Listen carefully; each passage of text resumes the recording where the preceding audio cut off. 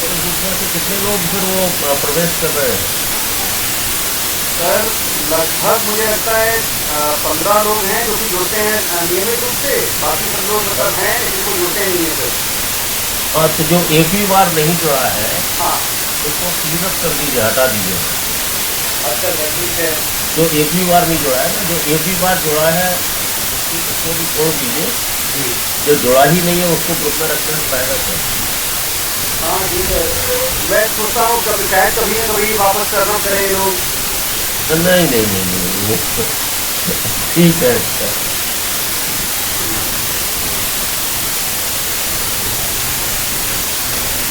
अच्छा, अभी और लोग जुड़ने हैं।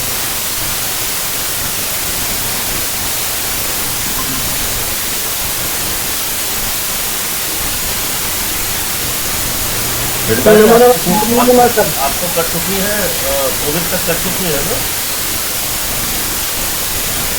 प्रियंका जी? हाँ जी, आपने कुछ कहा? हाँ, आप तो कोविड कर चुकी है ना? हाँ जी। हाँ। तो कोविड करने के बाद में पढ़ने में अच्छा लग रहा है? हाँ बिल्कुल, रिवीजन हो जाती है ना। ठीक है। उस टाइम तो परीक्षा के लिए ये ऐसे ही पढ़ के चले ही जाते हैं, फिर हाँ, दोबारा तो पढ़ना तो होता ही है। चलिए, वो रिवीजन हो जाता है। और जी। मेरा भी रिवीजन हो जाता है पढ़ाने से। हाँ, आपका भी। मेरा रिवीजन हो जाता है पढ़ाने से। हाँ सब, भाई अब गलती मैं किससे करी है? परिचय परिचय के लिए जो पढ़ाती हूँ, तो उसका भी रिवीजन होता है। हाँ, अ, पढ़ाना शुरू कर दीजिए तो रिवीजन अच्छा होता रहता है। हाँ। चलिए, और अशोक जी ठीक है? हाँ हाँ जी। सर ठीक। ठीक है सर। चलिए, सरस्वती वंदना। या कुंदेन्दु तुषार हार धवला, या शुभ्रवस्त्रावृता, या वीणावरदंड मंडित करा, या श्वेत पद्मासना, या ब्रह्माच्युत शंकर प्रभृतिभिर्दैवै सदा वंदिता, सा मां पातु सरस्वती भगवती निःशेष जाड्यापहा, शुक्लाम ब्रह्म विचार सार परमाम, आद्याम जगत व्यापिनी, वीणा पुस्तक धारणीम भयदाम, जाड्यान्धकारापहाम, हस्ते स्फाटिक मालिकाम विदधतीम, पद्मासने संस्थिताम, वन्दे तां परमेश्वरीं भगवतीं बुद्धिप्रदां शारदां, बुद्धिप्रदां शारदाम्।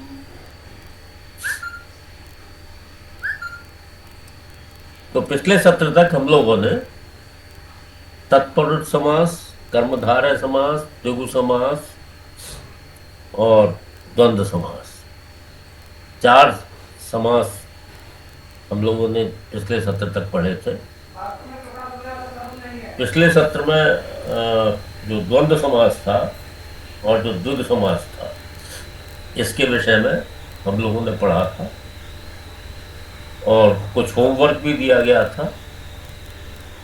कल कुछ प्रश्न डाल दिए गए हैं बहुव्रीहि समास के विषय में और अव्ययी भाव समास के विषय में, तो उस पर हम आज चर्चा करेंगे।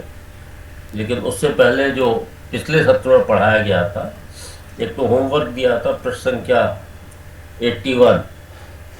81 पर जो तीसरा था, अददत्तानि विग्रह वाक्यानि अवलंब्य समस्त समास नाम च लिखत, ये होमवर्क दिया गया था। तो ये होमवर्क कर लिया सबने? जी सर। ठीक ठीक है। तो अरुणा जी, बताइए तीसरा वाला जो था।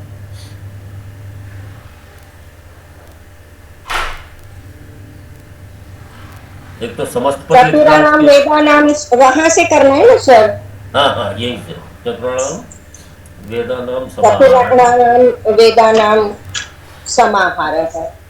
हाँ, च- चतुर्वेदी, ये द्विगु समास है, ये द्विग समास इसलिए हुआ क्योंकि क्योंकि चतुर्णाम में संख्यावाची शब्द है चतुरा। संख्यावाची शब्द के कारण ये द्विग समास हो गया। सप्तानाम अहनाम समाहार, इसका होगा सप्ताह, हाँ, ये भी द्विगु समास है। कंदश्च मूलम च फलानि च, ये द्वंद्व समास है। कंद फूल फलानि, इतरेतर, इतरेतर द्वंद्व है।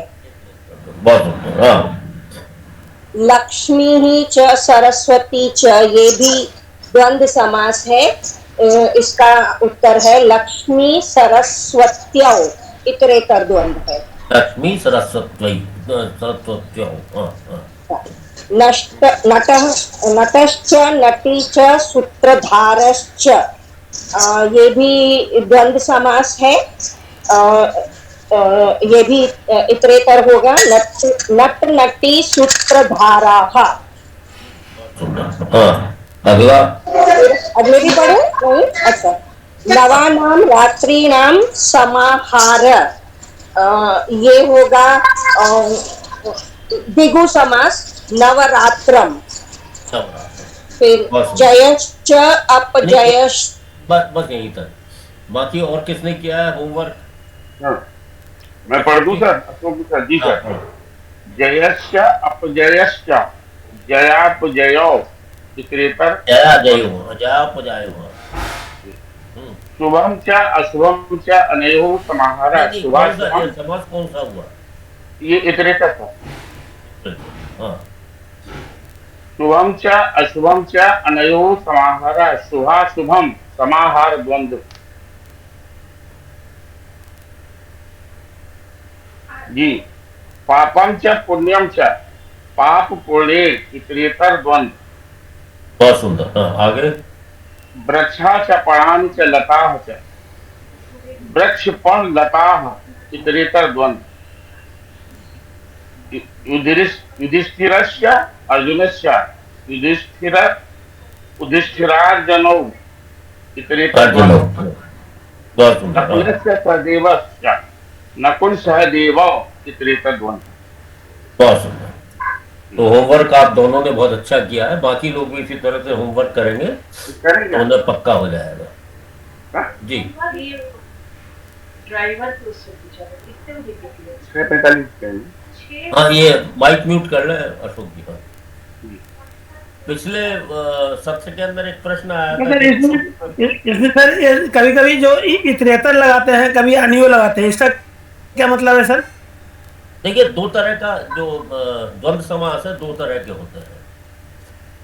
एक तो जिसके अंदर समाहार द्वंद्व होता है, जिसमें कि एक समूह का बोध होता है, ठीक है, तो वो समाहार द्वंद्व होता है। और उसके अतिरिक्त जो है, जैसे रामः च लक्ष्मणश्च, तो ये जो है ये इतरेतर द्वंद्व है।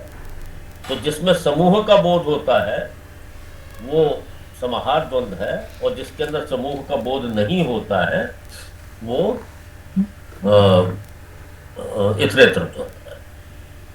ठीक है, धन्यवाद सर, धन्यवाद। द्विग द्विग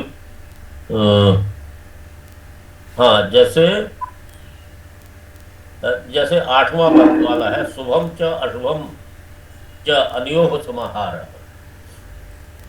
अब इसमें संख्यावाची तो है नहीं, संख्यावाची होता तो द्विग हो जाता। तो ये शुभाशुभम शुभाशुभम करके जो बनेगा समस्त पद, ये समाहार द्वंद्व है। ठीक है, तो समाहार द्वंद्व इस पूरे उसमें एक ही एग्जाम्पल है। बाकी समाहार द्वंद्व के जो पाठ्यक्रम है उसके अंदर पुत्र पौत्रम ये समाहार द्वंद्व है, जिसमें समूह का बोध होता है। दासी दासम ये समाहार द्वंद्व है, इसमें समूह का बोध होता है। ठीक है, तो इस तरह से दो तरह के किए। पिछले सत्र में एक प्रश्न किया था किसी ने, मैंने कहा था देख के बताऊंगा। मैंने किया था गुरुजी। हाँ, मैंने किया। हाँ, तो पिपासे। तो छुत जो शब्द है वो छुत शब्द नहीं है, ये बेसिकली क्षुध, क्षुधा होता है ना, भूख, क्षुधा जिससे बना है। तो क्षुध, क्षुध पिपासे है, लेकिन जब उसका संधि करेंगे तो धा जो है उसमें चर्च संधि होके ता हो जाएगा। तो इस प्रकार से ये क्षुध पिपासे बना है। इसका मतलब है भूख प्यास। ठीक है, पिपासा होता है प्यास और क्षुधा होता है भूख। तो क्षुध पिपासे मतलब है धन्यवाद धन्यवाद। भूख प्यास। और तो किसी का प्रश्न नहीं था कोई जो अभी अनुत्तरित है? मुझे तो यही याद था, बाकी अगर कोई हो तो कर लीजिए। कहीं कोई दिक्कत हो, द्वंद्व समास तक कोई दिक्कत हो तो कर लीजिए, वरना हम आगे चलना है। अब हम जो कल प्रश्न डाले हैं, पांचवा जो पाठ है, पंचमः पाठ है, प्रश्न संख्या 96। तो जिसके पास कोविद की पुस्तक है वो तो वो पुस्तक निकाल लें, जिसके पास नहीं है तो कल हमने पेजेज डलवा दिया। यहाँ बहुब्रीय समास, तो बहुब्रीय समास जो है, अरुणा जी जरा पढ़िए बहुब्रीय समास प्रश्न संख्या 96। जी गुरु जी। बहुव्रीहि समासः, जिस समास में जिन पदों से समास बना है उनके अर्थ की प्रधानता न होकर किसी दूसरे यानी अन्य पदार्थ की प्रधानता होती है, उसे बहुव्रीहि समास कहते हैं। साधारणतया बहुव्रीहि समास से बना शब्द किसी दूसरे शब्द का विशेषण होता है। जैसे पीताम्बरः हरि, हरि, पीता यानी पीले हैं वस्त्र जिसपे, ऐसा हरि। ऊपर का समास पीत व अंबर शब्दों से बना है। पीता का अर्थ है पीला है और अंबर का अर्थ है वस्त्र। जिनके वस्त्र पीले वर्ण है वह है हरि। अर्थात न तो पीता और न अंबर जो कि समास के घटक है, शब्द का अर्थ यहाँ प्रधान है, बल्कि हरि शब्द का जो कि समास का घटक नहीं है अर्थ ही प्रधान है। इस तरह पीताम्बर हरि का हरि शब्द का विशेषण है। बहुव्रीहि समास के अनेक भेद हैं, नीचे कुछ महत्वपूर्ण भेद दिए जाते हैं। पहला, अब जिस प्रकार से है, एक मिनट, जिस प्रकार से हमने पढ़ा था पहले सत्र में, बताया था कि किसी के अंदर उत्तर पद प्रधान होता है, जैसे तत्पुरुष समास, द्विगु समास और कर्मधारय समास, इनमें उत्तर पद प्रधान होता है। किसी में दोनों पद प्रधान होते हैं, जैसे द्वंद्व समास। अब ये तीसरे तरह का समास है कि जो जिन शब्दों के बीच में समास हुआ है उनमें से कोई प्रधान नहीं है, बल्कि तीसरा अन्य पद जो है प्रधान है, और ये जो समस्त पद है वो उसका विशेषण रूप से है। जैसे एग्जाम्पल दिया है पीताम्बरः हरिः, इसी तरह से प्रसन्न मुखः रामः। तो जैसे प्रधानता का एक तरीका बतलाया था कि क्रिया से जिसका संबंध हो, तो जब हम कहेंगे पीताम्बर पीताम्बर हरे गच्छति, तो जो क्रिया का संबंध है वो हरि के साथ है, तो इसीलिए हरि की प्रधानता मानी गई है, और ना पीत की प्रधानता मानी गई ना अंबर की प्रधानता मानी गई। प्रसन्न मुख राम धावती, तो कौन ना प्रसन्न दौड़ रहा है ना मुख दौड़ रहा है, राम धावती, इसलिए इस प्रकार से इसकी प्रधानता है। जो तीसरा जो अन्य जो पद है उसकी प्रधानता है। जिन चीजों से, जिन पदों से समास बना है उनमें से किसी की प्रधानता नहीं है। यही बहुब्रीय समास है। और इसको किस तरह से पच्छेद किया जाता है, जैसे पीतम अंबरम यस्य सह, इस प्रकार से इसका विग्रह वाक्य बनाया जाता है। तो विग्रह वाक्य जो है, जैसे मैंने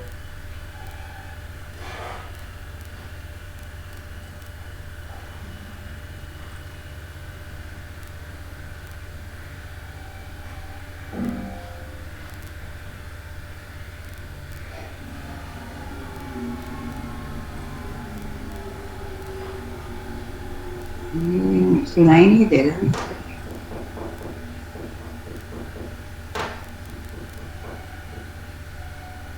इंटरनेट में कोई इशू है। लगता है कि आपका तो सुनाई दे रहा है, गुप्ता जी का नहीं सुनाई दे रहा है। हाँ, उन्हीं को गुरुजी के इंटरनेट में कोई इशू होगा ना। प्रॉब्लम है।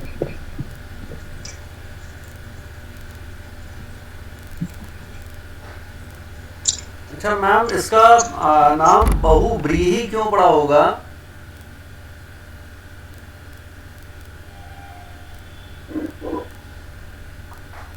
किन्हीं को अंदाज हो तो बताइए। नहीं, ये तो ऐसी नामकरण है, अब कौन जाने इसका क्या अर्थ है। बहुरी ही चेक करना पड़ेगा, गूगल जी सर्च करके पता करेंगे। ठीक है।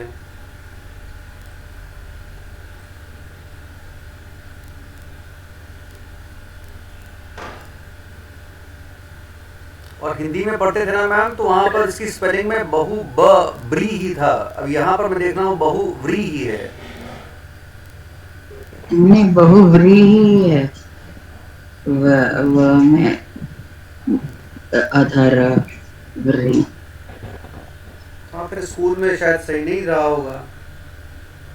हाँ, प्रिंटिंग मिस्टेक हो सकता है। बहुव्री ही है।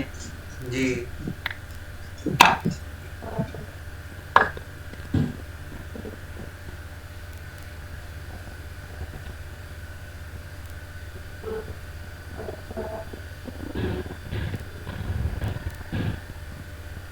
गुरुजी को कॉल करना है क्या?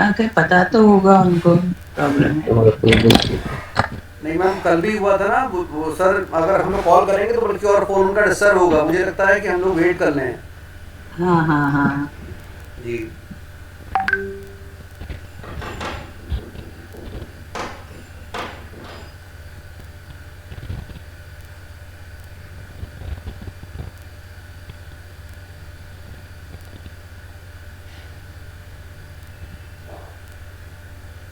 बीच में लगता है इंटरनेट की प्रॉब्लम हो गई थी। हाँ हाँ जी। जी हो सर। गया, नहीं पता है आपने कहाँ तक सुना है। मैं तो आगे पढ़ने के लिए तैयार रहता हूँ लाठी से, इतने में देखा वो सब फ्रीज पड़ा हुआ है। मैं एक्सप्लेन कर रहा था कि बहुब्रीय समास किस तरह से और उसका विग्रह वाक्य कैसे होता है। जी जी सर। तो बहुब्रीय समास के अंदर जैसे पहले भी चर्चा हो चुकी है, जो अन्य पद प्रधान होता है, जैसे पीताम्बर हरि, तो जो हम कहेंगे पीताम्बर हरि गच्छति, तो क्रिया का संबंध जो है पीताम्बर से न होके हरि शब्द से हो रहा है, इसलिए हरि शब्द की प्रधानता है। और पीताम्बर जो है, इसके जो दो अवयव हैं, जो दो इसके अंदर पद हैं, पीत और अंबर, इनमें से किसी की भी मुख्यता नहीं है। प्रसन्न मुखः रामः, तो इसी प्रकार से प्रसन्नम मुखम यस्य सः, इस तरह से इसके विग्रह वाक्य बनते हैं। पीतम अम्बरम यस्य सः, इस प्रकार से इसके विग्रह वाक्य बनते हैं। तो विग्रह वाक्य जो है वो स्टैंडर्डाइज्ड है। आपको बहुब्रीय समास में विग्रह वाक्य ठीक इसी तरह से बनाने हैं, जैसे प्रसन्न मुखम मुखम यस्य सः, प्रसन्नम मुखम यस्य सः। तो यहाँ यत जो पद है उसके रूप ले लिए जाते हैं। यस्य जो है उसका षष्ठी विभक्ति का पद है, और यत और जैसे सह जो है ये तत् का है, तत्पुल्लिंग में जो है सह है। तो इस प्रकार से इसके यत और तत् इसके रूपों से बना के बहुब्री वाक्य का जो बहुब्री समासिक पद है उसका विग्रह वाक्य बनाया जाता है। अरुणा जी आगे पढ़िए।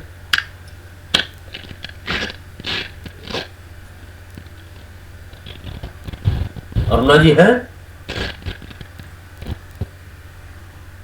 चलिए अशोक जी आप पढ़ लीजिए आगे। जी सर। समानाधिकरण बहुब्री, ये जो पढ़ा सर। हाँ यही से। हाँ। नीचे समास वर्ग शब्द पर ध्यान दीजिए। नंबर 1, प्रसन्न मुखा रामः, जिसका चेहरा खिला हुआ है ऐसा राम। प्रसन्न मुखा यश सः, रामा सर। पीताम्बरम, पीताम्बरम हरि, जिसका वस्त्र पीला है ऐसा हरि। सर नहीं नहीं, वो पढ़ दीजिए पूरा। अच्छा, बढ़ते जाए, ऐसे बढ़ते जाए। कृत भोजना वाला, जिस बालक ने भोजन कर लिया है। धृत पुष्पा बालिका, वह लड़की जिसने पूर्ण धारण किए हुए हैं। पतित पर्ण वृक्ष, पुष्प धारण किए हुए हैं।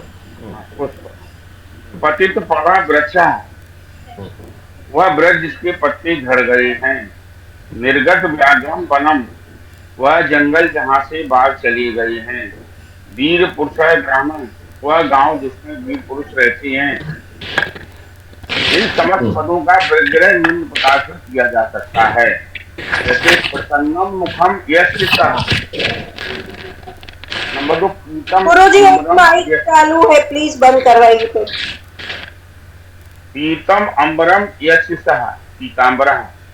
कृतम भोजनम येन सः, ये तृतीया से लग गई इसमें। कृत भोजना बालिका। धृतान पुष्पाणि यया सा, इसमें भी स्त्रीलिंग तृतीया सा लग गई है। पतितान पर्वान यस्मात् सः, ये पंचमी है सर। निर्गतः व्याघ्रः यस्मात् सः,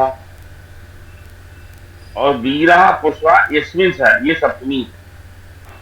तो इस प्रकार से यत्र शब्द के यत्र शब्द के जो रूप है उनको हम इस्तेमाल करके उसका भाव स्पष्ट करते हैं। जैसे प्रसन्न मुखः रामः, तो प्रसन्न मुख का क्या विग्रह वाक्य बनेगा?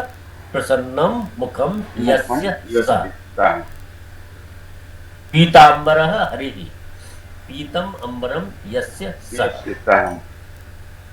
कृत भोजनः बालः, कृतम भोजनम येन सः, जिन बालकों के द्वारा भोजन कर लिया गया है। इसी प्रकार धृत पुष्पा बालिका, धृतानि पुष्पाणि यया सा, हो गया यहाँ क्योंकि बालिका है, इस वजह से स्त्रीलिंग का सा हो गया। और यया मतलब जिसके द्वारा पुष्प को धारण किया गया है वह बालिका। पतितानि पर्णानि यस्मात्, जिस वृक्ष से पत्ते गिर गए हैं, झड़ गए हैं, तो इसलिए यहाँ यस्मात् इस्तेमाल हो गया। निर्गतः व्याघ्रः यस्मात् सः, तो जहाँ से जिस वन से व्याघ्र चले गए हैं वह। वीराः पुरुषाः यस्मिन् सः, जिस गांव में वीर पुरुष रहते हैं, तो यस्मिन्, जिस गांव में यस्मिन् शब्द हो गया। तो भाव स्पष्ट करने के लिए हम इस तरह के विग्रह वाक्य बनाते हैं। और इसमें गुरुजी धृतानि पुष्पाणि की जगह हम धृतम पुष्पम भी बोल सकते हैं ना? नहीं, वो धृतानि इसी तरह से बनेगा, धृतानि पुष्पाणि। अगर एक ही फूल उसने उसके हाथ में हो तो धृतम पुष्पम यया सा, धृतम पुष्पम यया सा, ये बनाना चाहते हैं। हाँ, तो यहाँ केवल यही है जो आप एक वचन में बनाना चाह रही हैं, वो यहाँ बहुवचन में बनाया है। वैसे एक वचन में हम बना सकते हैं। हाँ, मतलब वो गलत तो नहीं हो सकता। नहीं, गलत नहीं है। धृतम पुष्पम यया सा, ये भी सही है, और धृतानि पुष्पाणि यया सा, ये भी सही है। एक वचन में है, दो वचन में। असलियत में जहाँ संदर्भ होता है, ये आगे इस चीज को स्पष्ट किया जाएगा, जहाँ ये पता लगता है कि यहाँ एक वचन, दो वचन या बहुवचन होना चाहिए, कई बार पता लग जाता है, वो आगे इसी पाठ में आगे बताया जाएगा। और कहीं जहाँ ये चीज स्पष्ट नहीं होती है, तो आप दोनों तरह के विग्रह वाक्य बना सकते हैं। ठीक है, बहुत सुंदर। जी सर। तो उपरिलिखित वाक्यों में वे सभी पद जिसमें समान है, वो समान कारक वाले हैं। अतः जब दो समान कारक वाले पदों में बहुब्रीहि समास होता है, तो वह समानाधिकरण वाला समास कहलाता है। तो इसका जो बतलाया गया, ये समानाधिकरण बहुब्रीहि। समानाधिकरण जब होता है जब दोनों के अंदर एक ही विभक्ति होती है। जैसे प्रसन्नम मुखम एक ही विभक्ति है, इसी प्रकार से पीतम अम्बरम एक ही विभक्ति है, कृतम भोजनम एक ही विभक्ति है, धृतानि पुष्पाणि एक ही विभक्ति है, विभक्ति मतलब है। जो दो पद हैं उनका कारक मतलब उनकी विभक्ति जो है जब एक होती है तब हम कहते हैं कि समानाधिकरण बहुव्रीहि है, जब एक ही विभक्ति होती है। और जब विभक्तियां अलग अलग हो जाती हैं जो हम आगे पढ़ेंगे तो उसको हम कहेंगे व्याधिकरण बहुव्रीहि है। ये बहुव्रीहि समास के भेद हैं। चलिए, हाँ अमिताभ जी, आप कुछ पूछना चाह रहे हैं? जी सर। सर इसमें समान कारक वाले हैं तो कारक सर क्या चीज है? एक हाँ, वो क्वेश्चन मैंने अभी स्पष्ट किया था कि कारक का मतलब विभक्ति, एक ही विभक्ति। प्रथमा विभक्ति होगी तो दोनों की प्रथमा विभक्ति होगी, द्वितीय विभक्ति होगी तो दोनों जो समस्त पद के जो दोनों पद हैं उनकी द्वितीय विभक्ति होगी। तो जिसमें एक ही मतलब एक ही समान कारक होते हैं मतलब समान विभक्ति हो। अच्छा सर। और सर उसी तरीके से उसी जगह पर जो ऊपर ढेर सारा सर यस्य, येन, यस्मात्, यस्मिन, यस्या ये सब लिखा हुआ है सर, इसका थोड़ा सा कुछ बोल दीजिए इसके बारे में। हाँ, मैं बोल चुका हूँ, आपने सुना नहीं। नहीं। ये जो विग्रह वाक्य जो बनाए जाते हैं हाँ। उसमें यत शब्द जो है उसके रूप ले लिए जाते हैं। यत जैसे शब्द के। हाँ, यत शब्द के जहाँ भी विग्रह वाक्य का भाव स्पष्ट करने के लिए, जैसे प्रसन्न मुख है जिसका, तो जिसके लिए हम यश इस्तेमाल करेंगे। पीतम अंबर मतलब पीला वस्त्र है जिसका, तो यश ही इस्तेमाल होगा यहाँ। प्रथम भोजनम येन जिनके द्वारा भोजन कर लिया गया है, इसलिए येन यहाँ तृतीय इस्तेमाल हो गया। धृतानि पुष्पाणि यया, यया क्योंकि यया इसलिए हुआ क्योंकि इसकी बालिका है, तो ये यत शब्द का जो स्त्रीलिंग में यया रूप बनेगा। ठीक है, तो यया सा, तो यया ये तृतीय विभक्ति का यत का ही रूप है स्त्रीलिंग में, तो यहाँ यया आ गया क्योंकि सा है। और अगर सह होता, पुरुष होता, पुल्लिंग होता तो ये न सह हो जाता, स्त्रीलिंग है इसलिए यहाँ यया सह हो गया। पतितानि वृक्षाणि यस्मात्, वृक्ष से पत्ते गिरे ना, जिस वृक्ष से पत्ते गिर गए हैं, वृक्ष से, और इसमें से के अलावा इसमें पत्तों का विछोह हो रहा है वृक्ष से, तो यहाँ पंचमी विभक्ति लगती है, इसलिए यस्मात् यहाँ आ गया। और वीराह पुरुषाह यस्मिन मतलब जिस गांव में वीर पुरुष रहते हैं, तो गांव में है तो इसलिए यहाँ यस्मिन पद का इस्तेमाल सप्तमी विभक्ति यहाँ लगते हैं। जी स्पष्ट हो गया सर। यद और तद इन दोनों शब्दों के मीनिंग बोल दीजिए सर एक बार। यत और तत्, हाँ ठीक है, तद भी आप बोल रहे हैं। यत का मतलब नहीं पता? नहीं मालूम जिसका यत, जो जैसे हम शब्द उसमें करते हैं ना यह, हाँ, यह तो इसी से बनता है, यत का ही रूप है यह। अच्छा सर। और यत का ही रूप है या, जो हम गीता में पढ़ते हैं। तो यत मतलब जिसका का भाव में इस्तेमाल होता है जी। और तत् मतलब है जैसे तत् के ही रूप बनते हैं, जैसे पुल्लिंग के अंदर सह तौ ते, ये तत् के ही रूप है।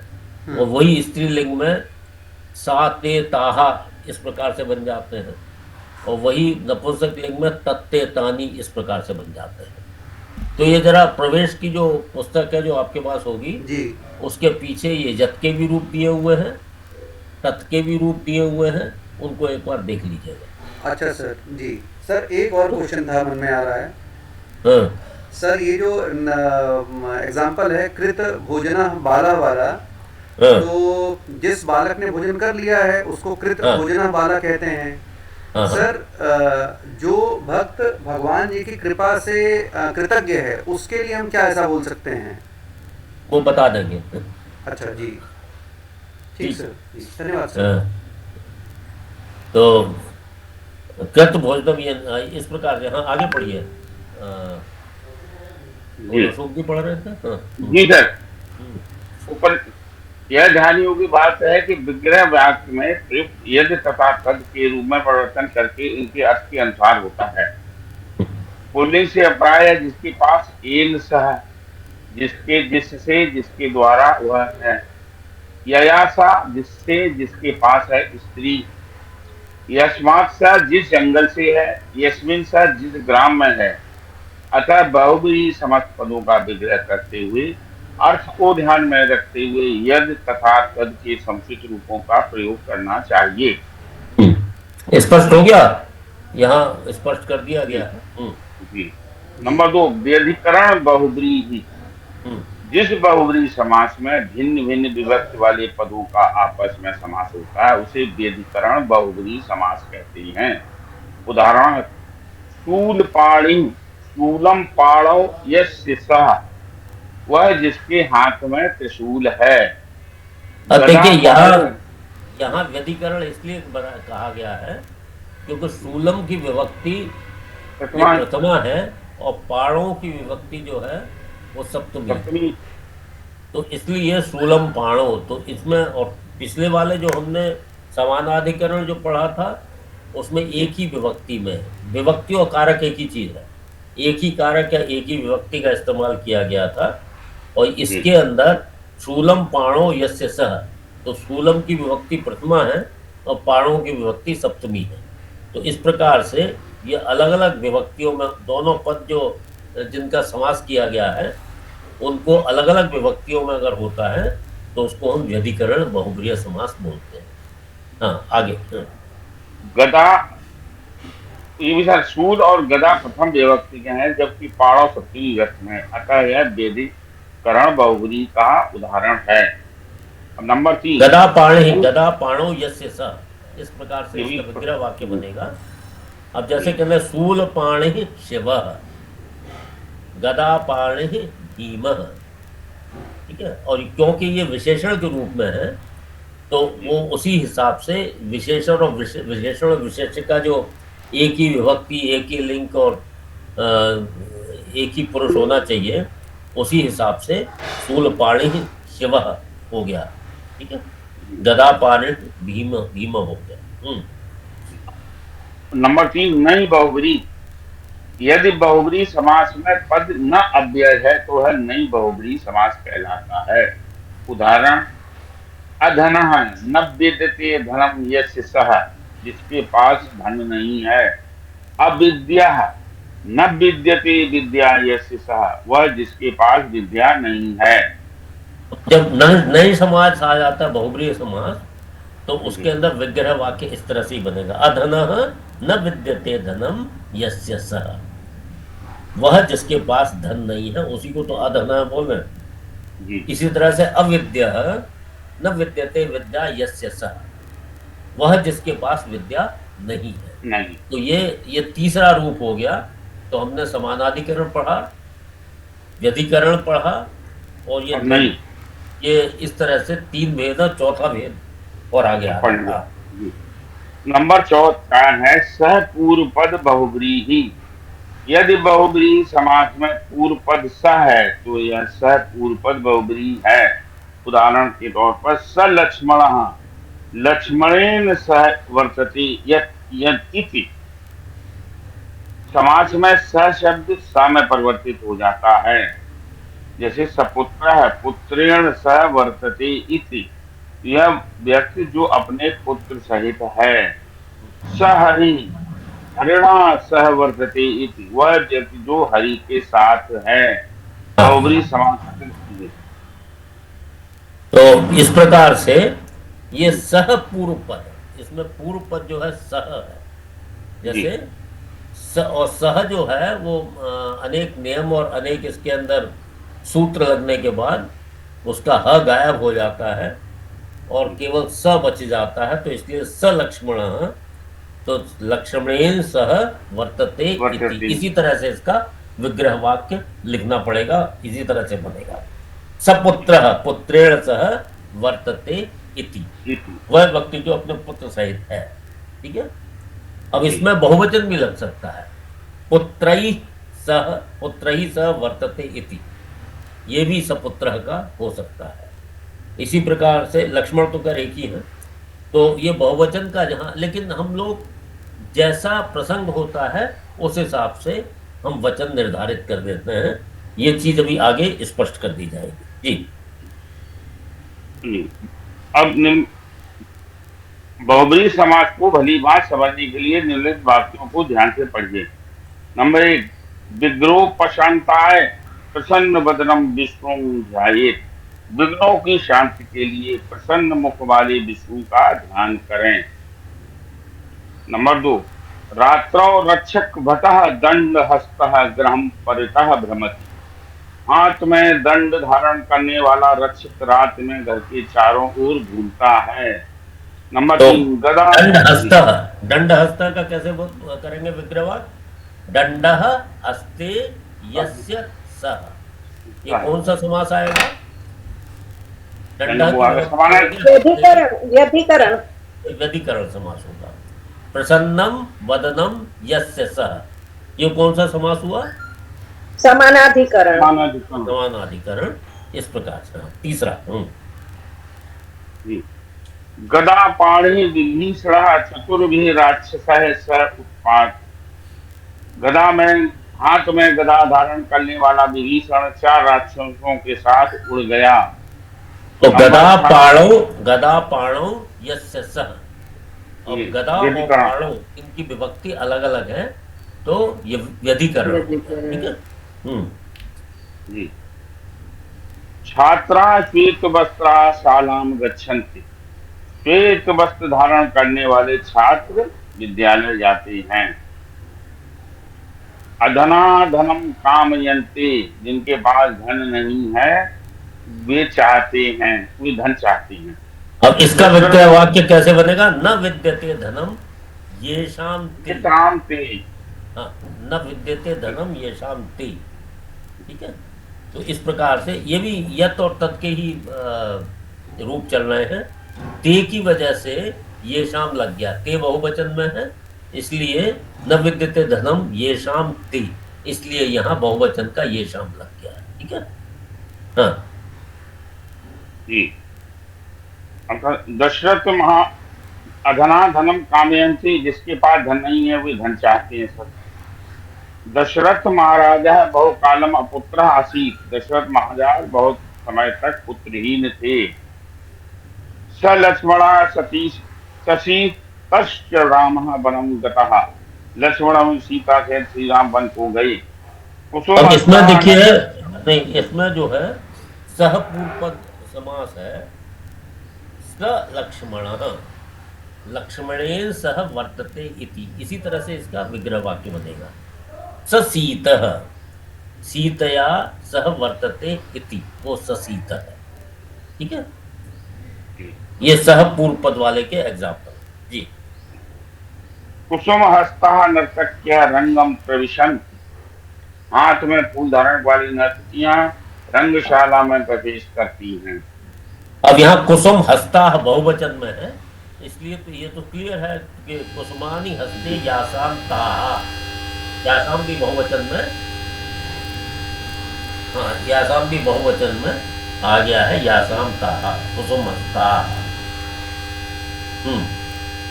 ठीक है। उमेश सर्वदा सनिद्रा भवत। उमेश सदा मित्रों के साथ रहता है। हिमालय पर्वत उन्नत शिखर।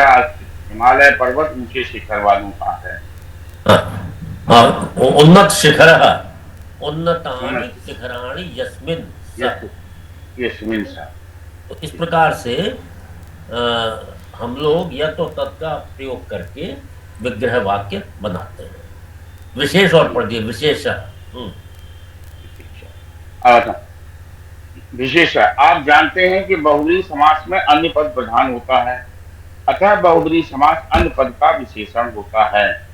आप यह भी जानते हैं कि विशेषण के लिए लिंग वचन व विभक्ति, विशेष के लिंग वचन व विभक्ति के अनुसार होते हैं।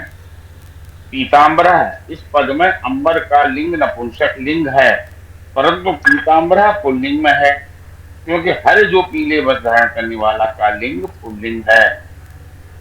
तो उदाहरण देखिए, प्रसन्नम वदनम यस्य सः, प्रसन्न वदनः। वदनम का शब्द लिंग नपुंसक लिंग है, लेकिन प्रसन्न वदन है पुल्लिंग में है। श्वेतम वस्त्रम। अच्छा हाँ, ये चीज समझ लीजिए, क्योंकि विशेषण विशेषण भाव है। जैसे प्रसन्न वदनम रामः, है ना। तो राम क्योंकि पुल्लिंग है, इसलिए वहां प्रसन्न ये जो है प्रसन्न वदनम, बदना हो जा। हाँ प्रसन्न वदनम जो है प्रसन्न वदन हो गया है, क्योंकि राम पुल्लिंग है। अगर मान लीजिए हम प्रसन्न, अगर स्त्रीलिंग के लिए होता तो हो जाता प्रसन्न वदना सीता। अगर हम इसको स्त्रीलिंग में कन्वर्ट करते, स्त्रीलिंग अगर होता तो प्रसन्न वदना हो जाता। प्रसन्न वदना है इसलिए क्योंकि राम की वजह से ये पुल्लिंग का रूप इसने ले लिया, स्त्रीलिंग में प्रसन्न वदना हो जाएगा। तो हालांकि ये वदनम शब्द नपुंसक लिंग का है, लेकिन उससे हमें कोई मतलब नहीं है, क्योंकि विशेषण और विशेष्य के अनुसार जो जिसका ये विशेषण है, जैसे अगर राम का विशेषण है तो प्रसन्न वदना हो गया है, अगर सीता का विशेषण है तो प्रसन्न वदना हो जाए। ठीक है, हाँ आगे। श्वेतम वस्त्रम यस्य सः, श्वेत वस्त्र, वस्त्रम शब्द का लिंग नपुंसक लिंग है, लेकिन श्वेत वस्त्र पुल्लिंग में है। ठीक उसी वजह से ही श्वेत वस्त्र, उसके साथ अगर पुल्लिंग वाला शब्द है, कोई पुरुष है, तो जैसे श्वेत वस्त्र मुनि ही ये हो जाएगा। और अगर स्त्रीलिंग का कोई शब्द आ जाता है, जैसे श्वेत वस्त्रा सीता, तो श्वेत वस्त्रा हो जाएगा। तो जो लिंग है उसके अनुसार इसका वो बदल जाएगा। श्वेत वस्त्र की जगह श्वेत वस्त्रा हो जाएगा। नपुंसक लिंग है तो श्वेत वस्त्रम हो जाएगा। घटम पुष्पम यया सा, घट पुष्पा, पुष्पम शब्द का लिंग नपुंसक लिंग है, लेकिन घट पुष्पा स्त्रीलिंग में है। हाँ। अब ये घट पुष्पा क्यों बना? क्योंकि वहां सा लगा हुआ है, स्त्री है ना, बालिका है। तो घटम पुष्पम यया सा की वजह से ये घट पुष्पा हो गया। जी सर। लिखितम चित्रम यया सा, लिखित चित्रा, चित्रम शब्द का लिंग नपुंसक लिंग है, लेकिन लिखित चित्रा स्त्रीलिंग में है। अगला, बहवः जना यस्मिन् तत्, बहुजनम, जना शब्द का लिंग पुल्लिंग है, लेकिन बहुजनम नपुंसक लिंग में। जी सर। पूरा पढ़ दीजिए थोड़ा तो और। बहुब्री, बहुब्री समास का विग्रह करते समय समस्त पदों का वचन समस्त पद के अर्थ के अनुसार होना चाहिए। जैसे प्रसन्नम वदनम यस्य सः, प्रसन्न वदना, किसी व्यक्ति का मुख होता है, व्यक्ति का ही मुख होता है, अतः वदन एक वचन में है। विशाले नेत्र यस्या सा, विशाल नेत्रा, किसी व्यक्ति की दो आंखें होती है, अतः यहाँ द्विवचन है, बहुवचन नहीं था, द्विवचन। अब जैसे विशाल नेत्रा जब कहा गया तो नेत्र तो दो होते हैं, तो उसका विग्रह वाक्य बनाएंगे तो क्योंकि नेत्रम नेत्रे दो वचन का ही इस्तेमाल होगा। विशाले नेत्रे, अब विशाले क्यों बन गया? क्योंकि नेत्रे है और विशाल जो है उसका विशेषण है, इसलिए विशाले नेत्र हो गया। विशाले नेत्रे यस्याह सा, और यस्याह भी इसीलिए बना क्योंकि षष्ठी विभक्ति जो है स्त्रीलिंग के अंदर यस्या है। अगर यहाँ सह होता तो यस्य सह होता। ठीक है। श्वेता केशा यस्य सह, श्वेत केशा, किसी व्यक्ति की अनेक बाल होती है, अतः यहाँ बहुवचन है। अतः बहुवचन के व्यक्तियों का पदों का वचन समस्त पद के अनुसार होता है।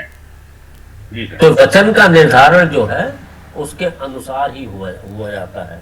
अब हम कहें श्वेत केश है तो हम एक केश तो किसी का होता नहीं है, केश अनेक होते हैं, इसीलिए श्वेता केशा यस्य सः, ये विग्रह वाक्य बहुवचन नहीं बनेगा, क्योंकि केश एक होते हैं। जिस प्रकार से नेत्र दो होते हैं तो विशाले नेत्र यस्याह सा बना है, और मुख एक होता है तो प्रसन्नम वदनम यस्य सः, इस प्रकार के विग्रह वाक्य बनाए जाते हैं। तो अर्थ के अनुरूप जो उसका अर्थ स्पष्ट करे विग्रह वाक्य में, वो भाव स्पष्ट होना चाहिए। यहाँ तक स्पष्ट हो गया? जिसको कोई प्रश्न अब कर ले। सर वो उस वाले एग्जाम्पल में जिनके हाथ में गदा है, वहाँ हनुमान जी भी तो कह सकते हैं ना? कह सकते हैं। गदा पाणिनि हनुमान, जी ठीक सर। कुछ भी कह सकते हैं। हाँ, ठीक सर। जरूरी नहीं है कि भीम, वो भी गदा पाणी है। हाँ, जी। जी यहाँ दुर्योधन तक भी हो पहुंच गए। सकता है, जी दुर्योधन भी हो सकता है। हाँ, बिल्कुल हो सकता है, गदा पाणी ही दुर्योधन है। तो पर हमें ध्यान ये रखना है कि अगर पुल्लिंग है तो उसका विशेषण भी पुल्लिंग के हिसाब से होगा, स्त्रीलिंग है तो उसका विशेषण भी स्त्रीलिंग के हिसाब से होगा। तो इस प्रकार से आपने बहुब्रीहि समास को जाना, उसके विग्रह वाक्यों को जाना, और उसके जो बहुब्रीहि समास के जो भेद हैं उनके विषय में आपने जाना। बहुब्रीहि समास के मुख्यतः 4 भेद हैं: समानाधिकरण, व्यधिकरण, और नई, और सहपूर्व पद। ये 4 भेद जो हैं बहुब्रीहि समास के इस पाठ्यक्रम के अंदर पढ़ाए जा रहे हैं, और किस तरह से उनके विग्रह वाक्य बनाए जाते हैं ये आप दोबारा से क्लास के बाद भी दोबारा से देख लीजिए कि विग्रह वाक्य कैसे बनते हैं। अब हम थोड़ा सा इसका अभ्यास कर लेते हैं। अब आइए प्रश्न संख्या 102। ये पेज डाले गए हैं, जिनके पास पुस्तक नहीं है उनमें से 102 पेज निकाल लें। कल ये पेजेस डाल दिए गए हैं, सबके पास है? जी सबके पास ये पेज नंबर 102 पर आ जाइए। जी सर। जी 102 और 103 ये इन पर हम अभ्यास दिए हुए हैं, तो हम अभ्यास करेंगे तो उससे और स्पष्टता आ जाएगी। हाँ, अभ्यास जो है 4 जो है आप एक एक कर लीजिए। कोई भी अशोक मिश्रा जी से स्टार्ट कर देते हैं। जी सर। हाँ उन्नतान शिखरान यस्मिन् सः, हाँ उन्नत शिखर है हाँ, समानाधिकरण। समानाधिकरण। अब हमें इसके समस्त पद बना दें। उन्नतानि शिखराणि यस्मिन् सः, जिसके अंदर ऊंचे शिखर है, तो इसके समस्त पद रहेगा उन्नत शिखर। और कौन सा समास हुआ? समानाधिकरण, क्योंकि उन्नतानि और शिखराणि ये दोनों एक ही विभक्ति में है। जी। दंड हस्ते यस्य सः, दंड हस्त है ये व्यधिकरण, क्योंकि अलग अलग विभक्तियां हैं सर। जी। कुसुमान हस्ते येषां ते, कुसुम। अब वो देख लीजिए, पुरुषा है हस्ता, कुसुम हस्ता। हाँ, ये जो ब्रैकेट में दिया हुआ है इस पर ध्यान रखिए, क्योंकि यहाँ पुरुषा है इसलिए यह हस्ता हो जाएगा। हस्ता होगा व्यधिकरण। हाँ जी। न विद्यते बलम यस्या सा, अबला नई बहुब्री। हाँ, बहुत सुंदर। न विद्यते वस्त्रम यस्य सः, ये अवस्त्रम ये भी बहुब्री हो गया। नहीं, न विद्यते वस्त्रम नहीं हुआ ना, नहीं जो हो गया ना। नहीं बहुब्री। हाँ, नहीं बहुब्री। नहीं बहुब्री। अवस्त्र हो गया। नहीं बहुब्री। आगे के 4 में करूं? ठीक। हाँ, अगले 4 आप कर लीजिए। हाँ। न 5वां, न विद्यते वस्त्रम यस्य सः, ये है अवस्त्रः। अवस्त्र इसलिए न है इसलिए नंच बहुब्रीहि। ठीक है। पुरुषा की वजह से हरिणा सह वर्तते इति, ये है हरिणा सह, सह है इसलिए सहरिही, और ये है हाँ सहरि, एंड ये है सह पूर्व पद। ये हो गया सह पूर्व। 8वां है मित्रे ही सह, मित्रे ही सह इसलिए समित्र वर्तते इति। समित्र नहीं बोलते, उसके पास में 2 बिंदु है तो समित्र नहीं होगा। नहीं, इसके 2 तरह से बन सकते हैं। मित्रम सह वर्तते इति भी बन सकता है, मित्रई सह वर्तते ये भी बन सकता है। नहीं, उसका उच्चारण समित्र होगा कि समित्र होगा? समित्र। हाँ, समित्र, और ये होगा सह, क्योंकि 7 वाला है इसलिए सह पूर्व पद, पूर्व में है इसलिए सह पूर्व पद। फिर 8वां है शंख पाणौ, शंख पाणी, और यह शंख पाणो यस्य सह मुकुंद है। तो शंख पाणी पाणी और व्यधिकरण। व्यधिकरण मुझे समझ में नहीं आया थोड़ा। व्यधिकरण मतलब क्योंकि शंख इसकी विभक्ति प्रथमा है, पाणौ इसकी विभक्ति सप्तमी है, तो जब असमान विभक्तियां अच्छा। होती है तब अच्छा। व्यधिकरण होता है। अच्छा अच्छा अगर ठीक है। समान जैसे उन्नतानि शिखराणि, इसमें दोनों में एक ही विभक्ति है, दोनों की प्रथमा विभक्ति है उन्नतानि और शिखराणि की, तो ये समानाधिकरण हो गया। अच्छा जिसमें ठीक है। विभक्तियां अलग होती हैं वो वो व्यधिकरण। हाँ। हाँ। अच्छा आगे चार और कोई लेगा कि मैं ले लूं? नहीं नहीं, आगे चार बाकी और जी। करेंगे। हाँ, जी, अरविंद ओके। जी, हाँ, अरविंद जी जी जी जी। रिक्तौ हस्तौ यस्य सह, रिक्तः हस्तः, ये व्यधिकरण है ये सर। व्यधिकरण क्यों? क्योंकि यस्य सह लगा है ना सर। एक वो तो ठीक है। जी। ये जो है व्यधिकरण है, समानाधिकरण है, समानाधिकरण है या व्यधिकरण है?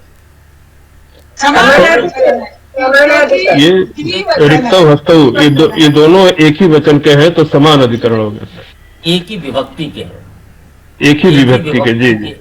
इसलिए ये समान अधिकरण। समान अधिकरण। जी।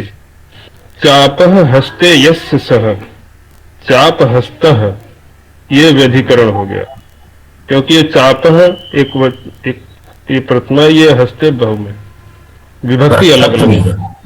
हाँ, जी। चापा की प्रथमा विभक्ति है, हस्ते की सप्तमी जी विभक्ति है। सप्तमी है।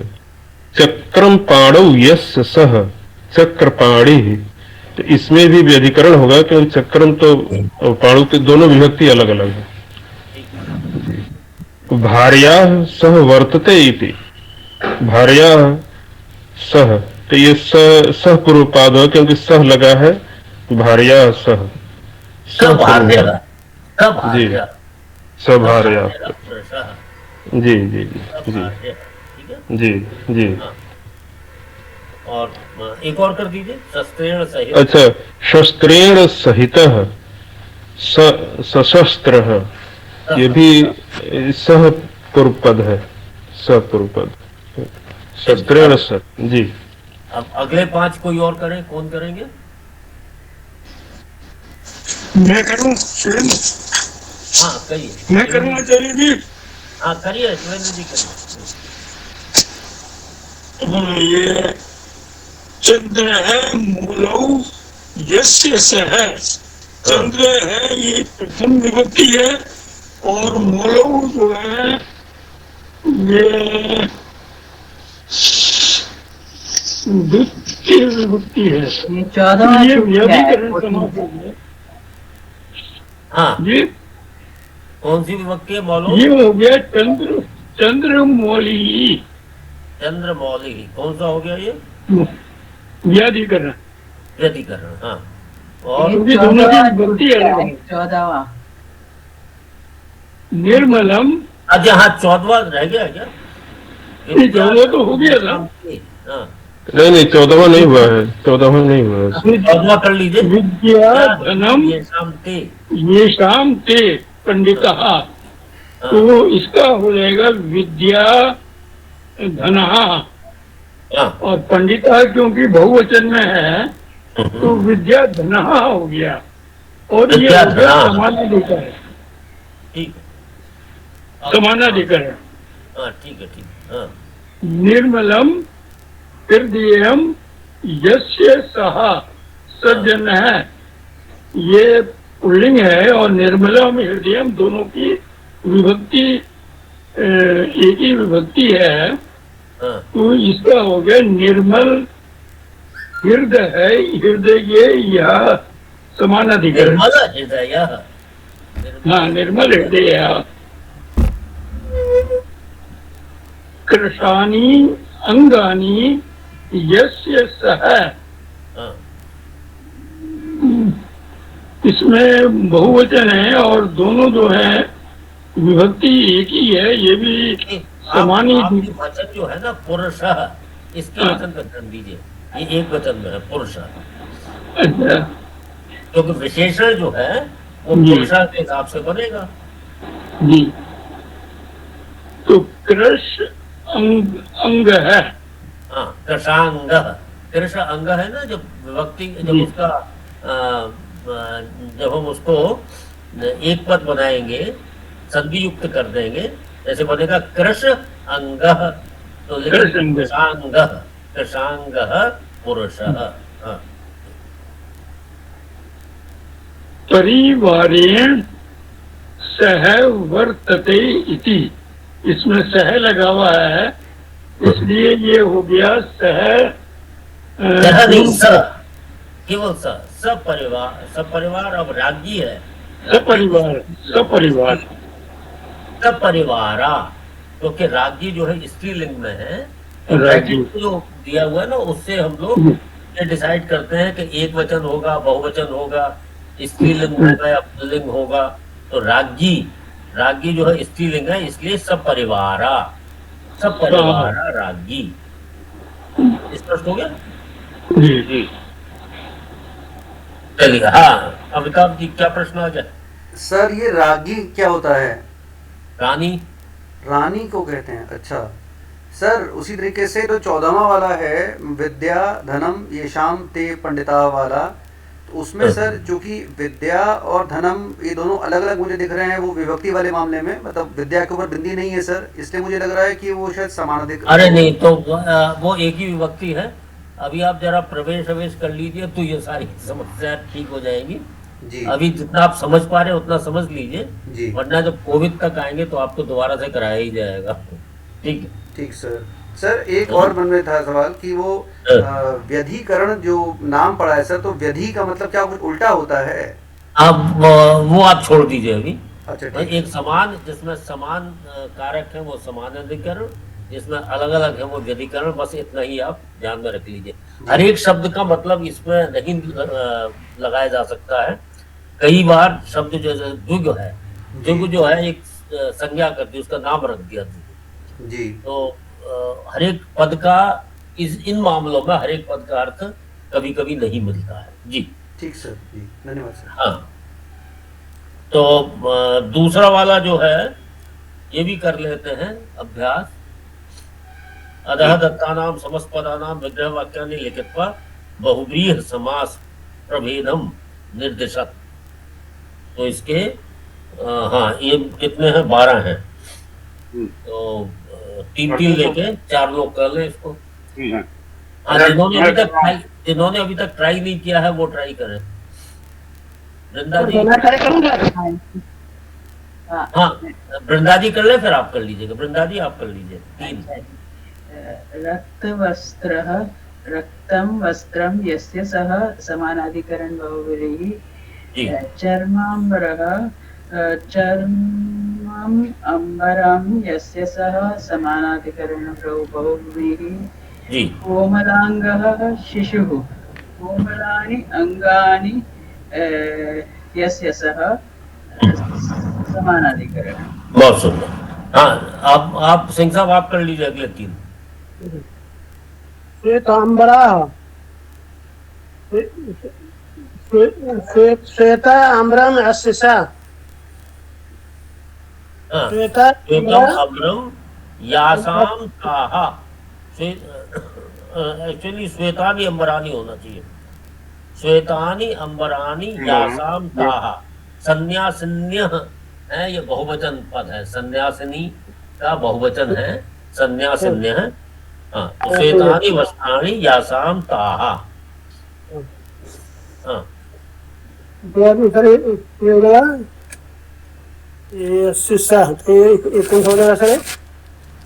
यशो धन यशः धनम यस्य सः। ठीक है। हाँ, जसा धनम यस्य सः। वो जसा धनम यस्य सः। हाँ, ये कौन सा हो गया?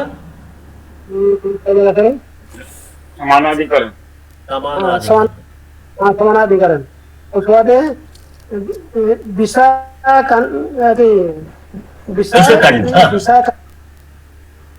विशाकंठा या पिता नहीं, तो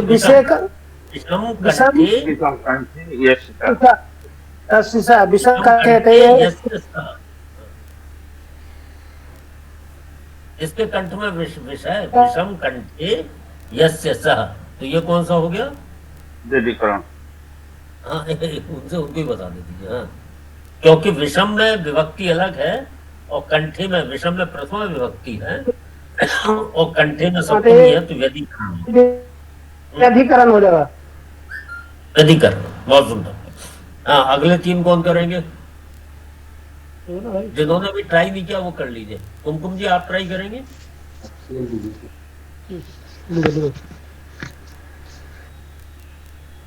और किसने ट्राई नहीं किया अभी तक? आप ट्राई कीजिए, गलतियां हो उसकी चिंता मत करिए। असल में मेरा प्रणाम गुरु जी। जी? असल में मेरा क्या है, फोन में ही वो सब कुछ है और टाइम नहीं मिल पा रहा है कि हम अपना कॉपी कर लें, हम सुन पूरा रहे, समझ पूरा रहे, लेकिन थोड़ा सा समझ। हाँ चलिए कोई बात नहीं। हाँ मैं पढ़ रहा ठाकुर साहब आप ट्राई करेंगे?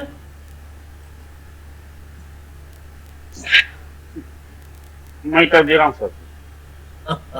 ठीक है, कर दीजिए। फाल नेत्र शंभु फाले नेत्रम यस्य सह व्यधिकरण समास। व्यधिकरण अनिद्रा न विद्यते निद्रा यस्य सह नई बहुग्रीः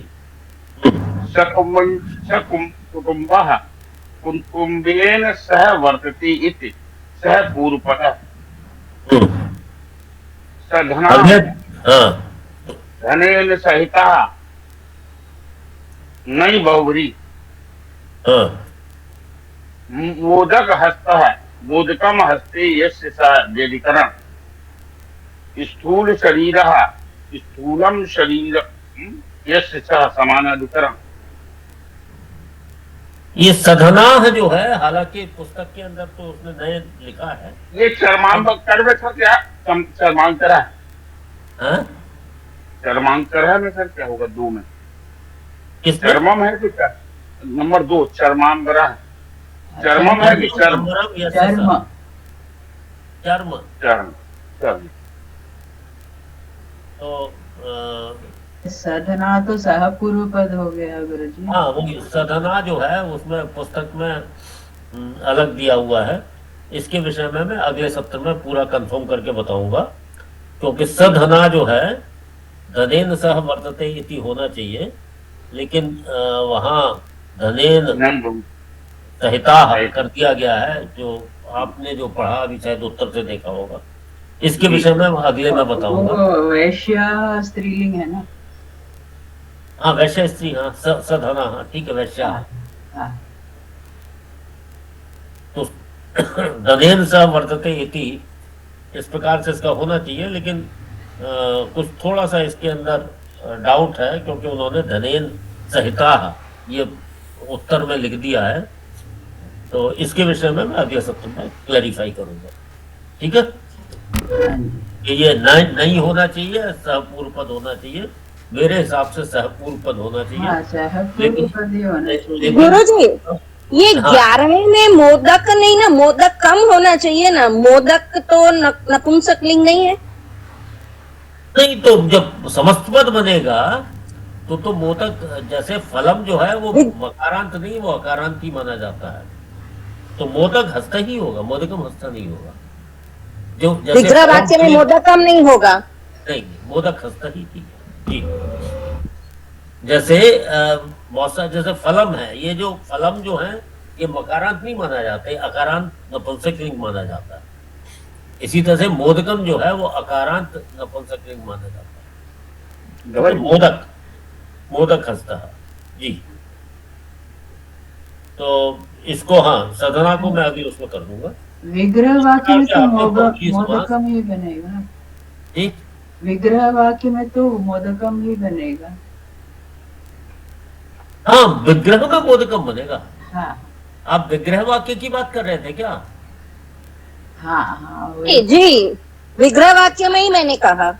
अरे मैंने कहा कि आप इधर कर रहे हैं, समस्त पद में कह रहे हैं। विग्रह वाक्य में मोदकम ही हो। मोदकम हस्ते यस्य सह, क्योंकि मोदकम ही पद जो है मोदकम ही है। लेकिन जब वो इसका समासिक पद बनाते हैं तो वो मोदक हो जाता है, मोदक खसता है। मैंने सोचा आप समझ पद की बात करते हैं। चलिए ठीक। तो इस प्रकार से आपने बहुब्रीहि समास पूरा पढ़ लिया जितना जानना चाहिए इस पाठ्यक्रम के हिसाब से। वैसे समास का जो विषय है ना, ये थोड़ा विस्तृत है, लेकिन जितना इस पाठ्यक्रम के अंदर है इतना समझ लेने से भी काफी है। उसके आगे जो है जिसकी इच्छा हो वो आगे पढ़ सकता है, लेकिन इतना जानना पर्याप्त है इस स्टेज पर। अब हम अभी समय है तो थोड़ा सा आपको अव्ययी भाव समास के बारे में बता देते हैं। ये लास्ट वाला रह गया, स्थूल शरीरः। स्थूल शरीर रहेगा, स्थूलम शरीरम यस्य सः, स्थूलम शरीरम यस्य सः समानाधिकरण हो जाएगा। ठीक है, कुमकुम जी माइक म्यूट कर लीजिए प्लीज।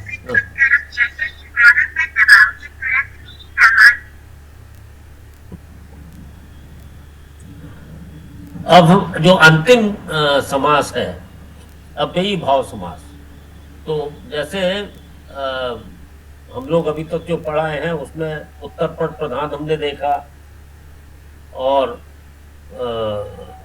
उत्तर पद प्रधान और दोनों पद प्रधान ये भी देख लिया, और दोनों पद के अतिरिक्त जो तीसरा पद है अन्य पद प्रधान ये भी देख लिया। अब जो एक बच गया पूर्व पद प्रधान, तो पूर्व पद प्रधान जो है उसको हम कहते हैं अव्ययी भाव समास। तो इसको आज थोड़ा सा कर लेते हैं जितना समय है, वैसे छोटा सा ही है ये, तो इसको कौन पढ़ेंगे? जिसके पास पुस्तक है वो पढ़ सकते हैं। नहीं पढ़ रहा हूँ। हाँ, बाजी रानी जी आप पढ़ लीजिए। अरुणा जी। अव्ययी भाव समासः, यह समास दो शब्दों से बनता है। इसमें पूर्व पद अर्थात पहला शब्द कोई अव्यय होता है और पूर्व पद का अर्थ ही प्रधान होता है। पूरा समासबद्ध पद भी अव्यय बनता है। जैसे क्या हुआ? अपने अपने माइक म्यूट कर ले प्लीज। हाँ, जैसे अरे 118 पेज नंबर 118 118 कल डाले गए सारे पेजेस।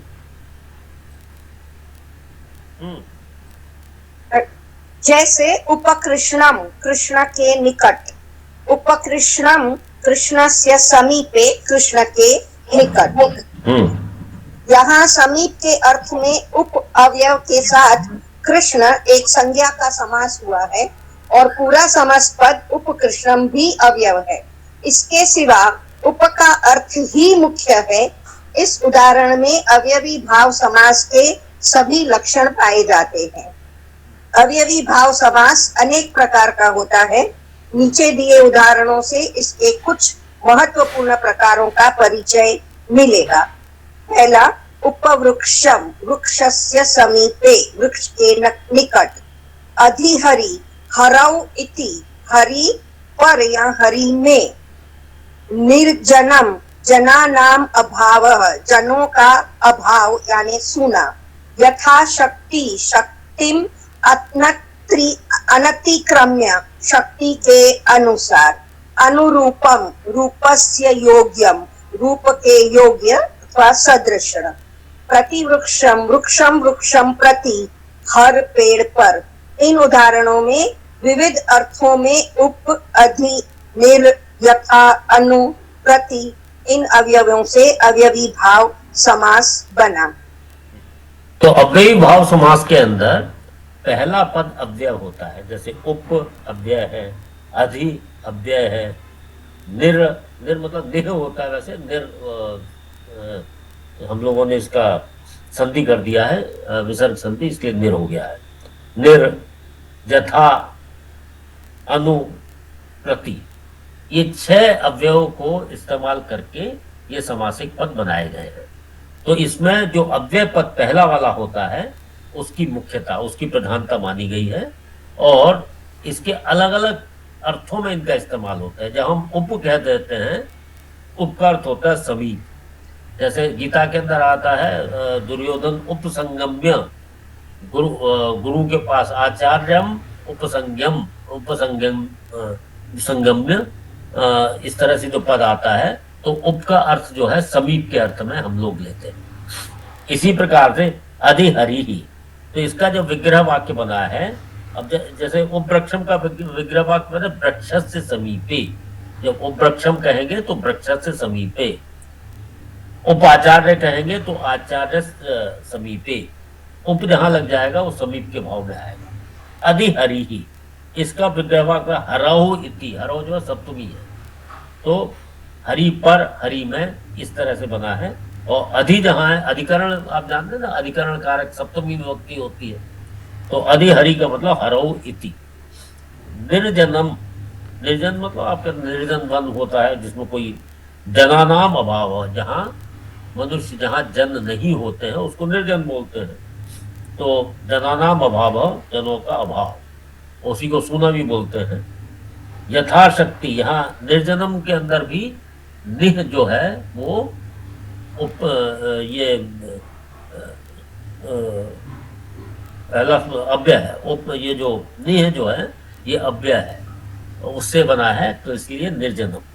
यथा भी अव्यय है, यथाशक्ति, शक्तिम अनतिक्रम्य मतलब शक्ति का अतिक्रमण न करके, मतलब जितनी शक्ति है उतनी यथाशक्ति।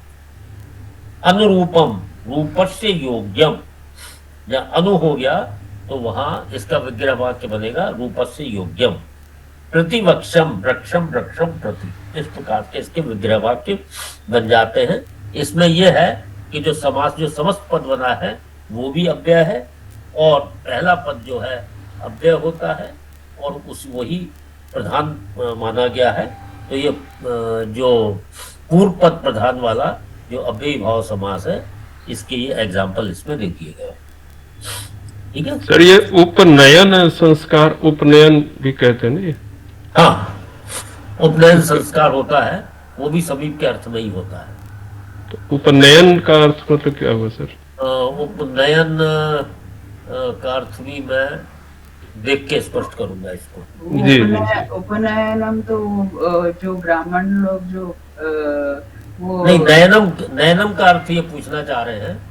उपनयन संस्कार जो होता है, उपनयन संस्कार है ना, वो तो हाँ, उप मैंने तो उप में तो समीप हो गया, हाँ, और नयनम कम जाना है। हाँ, इसको जरा देख के बताएंगे आपको। जी जी जी सर, थैंक यू।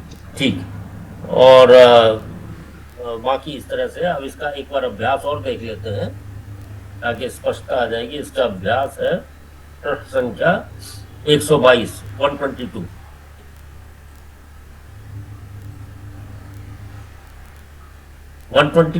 पेज मिल गया सबको?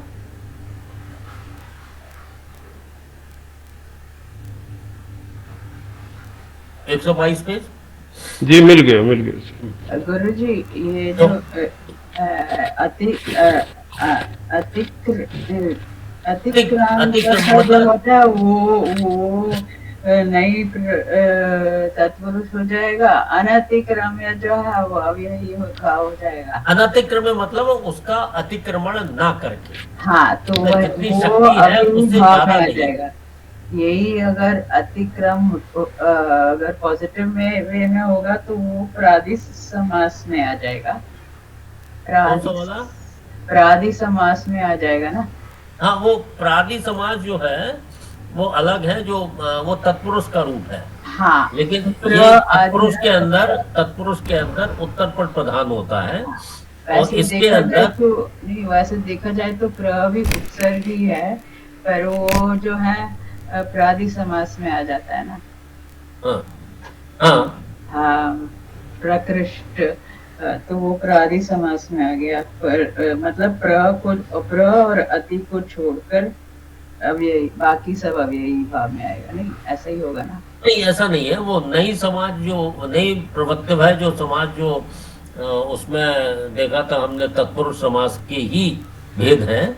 और एक तो उसमें ये अंतर आ जाता है कि ये उपसर्ग की बात नहीं है, अव्यय की बात है।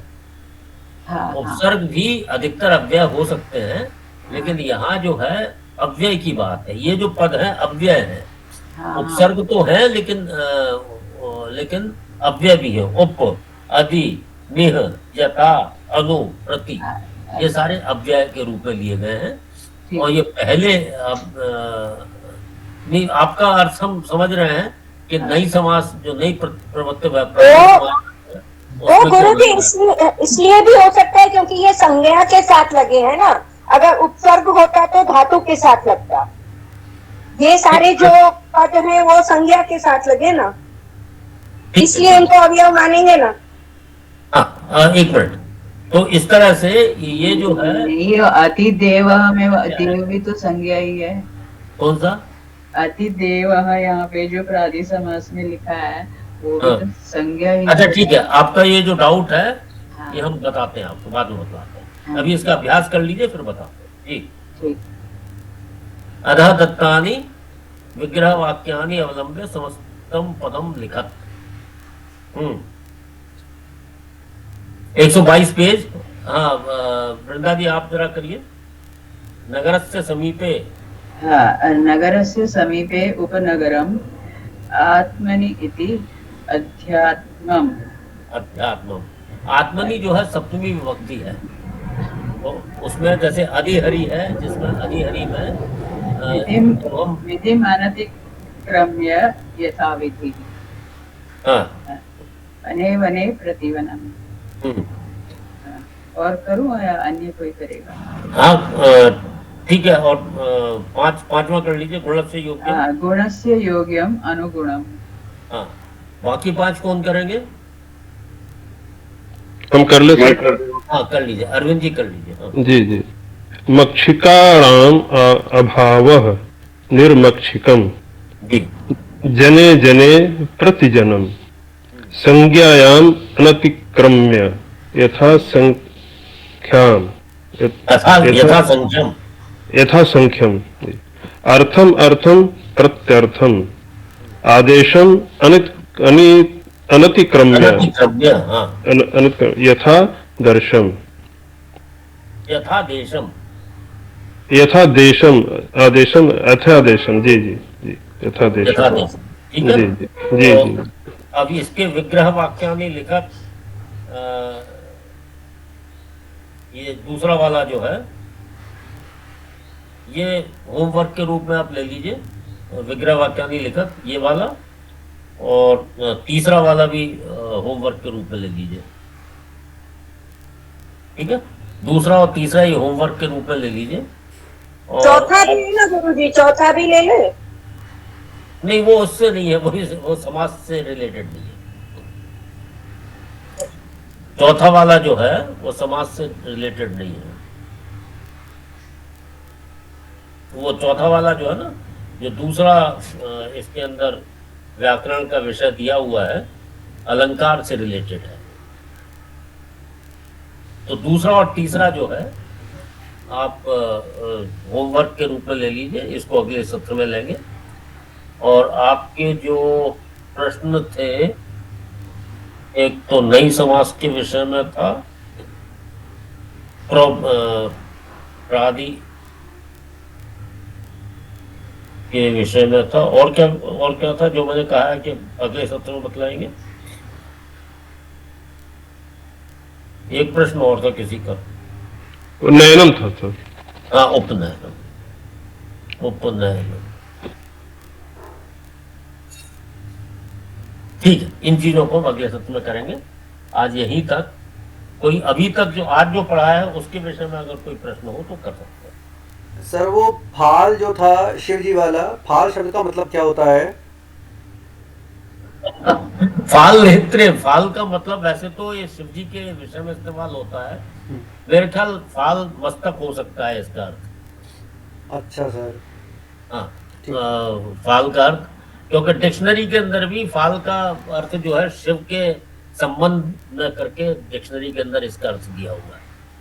सर वो एक ये भी वर्ड सुने ना, पफाल।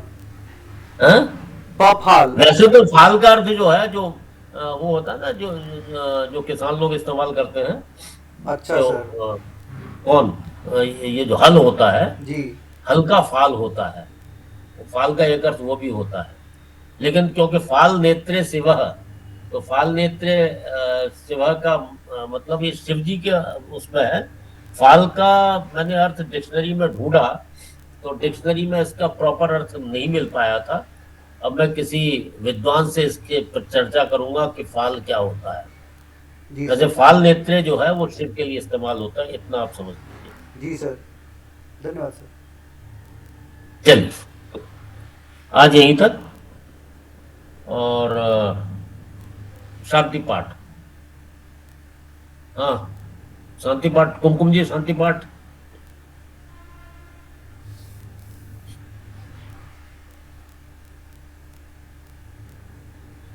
चलिए अशोक जी शांति पाठ। अशोक जी आवाज आ रही है कि नहीं? आ रही है। हाँ हाँ, शांति पाठ। सर्वे भवन्तु सुखिनः।